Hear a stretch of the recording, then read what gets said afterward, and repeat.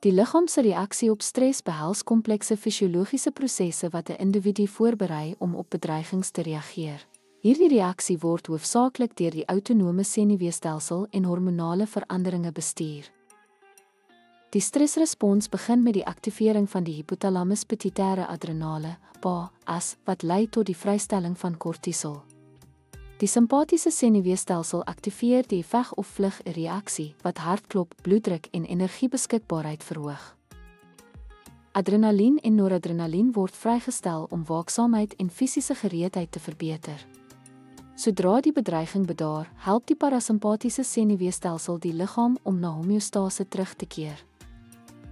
Kroniese stres kan lei tot oormatige kortisolproduksie wat die immuunstelsel verswak en gesondheidsrisiko's verhoog. Langdurige stresreaksies dra by tot toestande soos hipertensie, angs en metabooliese afwykings. Die fisiologie van stres is ontwerp om die liggaam te help om bedreigings te hanteer, maar kan skadelik word as dit lank aanhou. Die effektiewe hantering van stres is noodsaaklik vir die handhawing van langtermyn gesondheid en welstand.